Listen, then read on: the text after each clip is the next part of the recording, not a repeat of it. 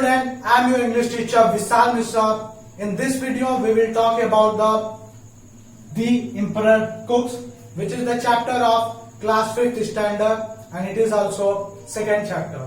So student, in this video we will discuss the summary of this chapter, the Emperor Cook. So let's start it. Student, in this chapter we have two very important character. First one is the king, जो कि China से belong करता है, and second one is the cook which name is Yen. जो हमारा second character है इस chapter का वो है कुक, जिसका नाम येन है. So student, let's start our summary.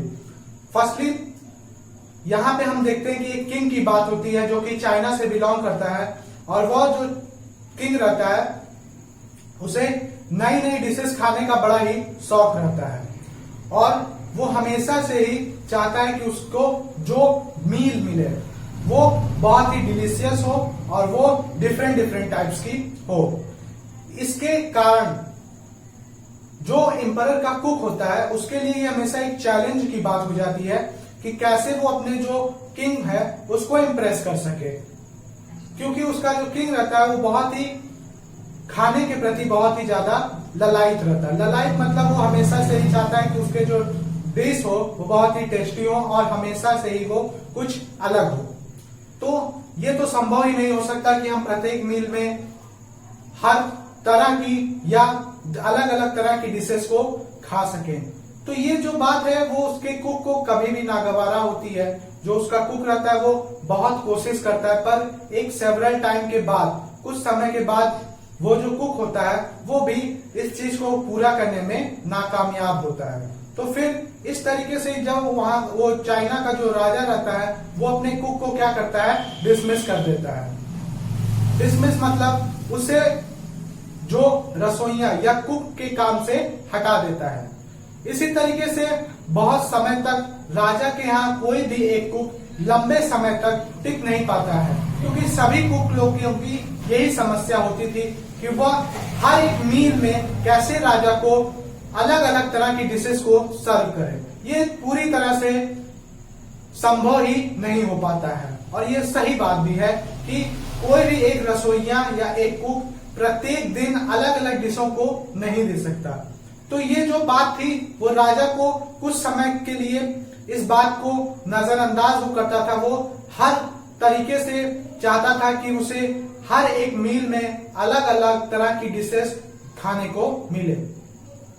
इस तरीके से राजा के जो दरबार में कोई भी कुक काफी लंबे समय तक नहीं टिक पाता था, और राजा भी अपने रसोइये से खुश नहीं रहता था. ऐसे ही कुछ समय के बाद ऐसा हो गया कि उस राजा के राज्य में कोई भी रसोइया बचा ही नहीं जो राजा को खाना खिला सके या उसके लिए डिशेस बना सके.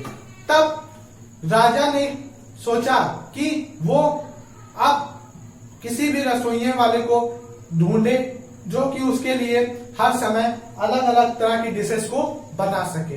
तब एक अचानक राजा के दरबार में एक कुक आता है जिसका नाम येन रहता है. वो राजा के दरबार में आता है और बोलता है कि हे महाराज, मैं आपको अलग अलग तरह की डिशेस बना के खिलाने में सक्षम हूँ. और तब राजा बोलता है कि ठीक है, अगर मैं तुम्हारे पहले डिश को चखूंगा और मैं उससे संतुष्ट होता हूँ तब मैं तुम्हें अपना रसोइया बना सकता हूँ. तब राजा के यहाँ जो आया हुआ कुक रहता है वो कहता है ठीक है, मैं इस चैलेंज को या मैं इस टास्क को करने के लिए पूरी तरीके से तैयार हूँ. माय लॉर्ड, मैं आपके लिए एक स्पेशल सूप बनाऊंगा. बिस्किट का सूप मैं आपके लिए बनाता हूँ. राजा सुन के बड़ा चकित हो जाता है, कहता है कि बिस्किट का सूप. तो वो कहता है, तब येन राजा से कहता है कि जी महाराज, आप अगर इसे चखेंगे तो आप इससे पहले इस तरीके का टेस्टीएस्ट सूप आपने कभी नहीं खाया होगा. तब येन जो है वो राजा के लिए बिस्किट का सूप बनाता है. अब बिस्किट का सूप जो है वो बन के तैयार हो चुका है, और वो येन जाता है राजा के पास और बोलता है कि मैजेस्टी, महाराज, ये रहा सूप, आप इसे टेस्ट कीजिए. ये बहुत दुनिया का सबसे टेस्टी सूप है।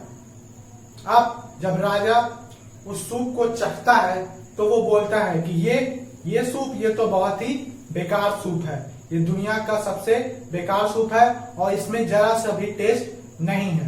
तब जो हमारा कुक रहता है यानी जो येन रहता है वो किंग से बोलता है कि मैंने तो इसे चखा और मुझे ये दुनिया का सबसे टेस्टी सूप लगा। तो राजा बोलता है उससे कि बट मुझे तो ये बहुत ही बेकार सूप लगा।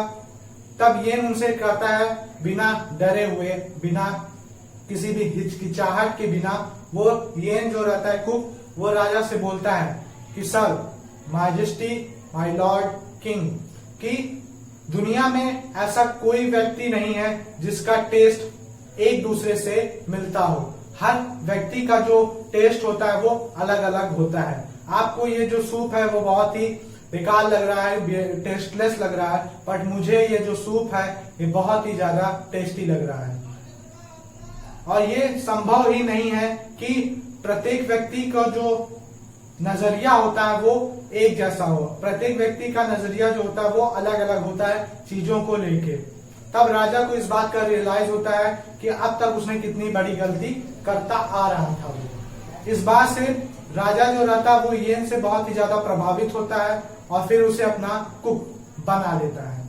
इस तरीके से हम इस चैप्टर में देखते हैं कि हमें किसी भी चीज के प्रति लगाव नहीं करना चाहिए। जैसे कि राजा खाने के प्रति बहुत ज्यादा शौकीन था, हाँ, उसे हर समय अलग अलग तरीके के डिशेस चाहिए होते थे, जो कि बहुत ही गलत बात है। अंततः राजा को इस बात का रियलाइज हो जाता है कि उसने बहुत बड़ी गलती की। अब राजा जो है वो कभी भी अपने कुक को परेशान नहीं करता था या उससे कभी ये नहीं कहता था कि मुझे अलग अलग तरह की डिशेस खानी है। और इस तरीके से राजा एक लंबे समय तक अपने राज्य में राज करता रहा और उसके कुक के साथ साथ उसकी प्रजा भी उससे बहुत ही ज्यादा प्रसन्न हो गए और वो राजा एक महान राजा बना। So that's all, student. This is the overall explanation and summary of the chapter, The Emperor's Cook. I think you understand the whole chapter.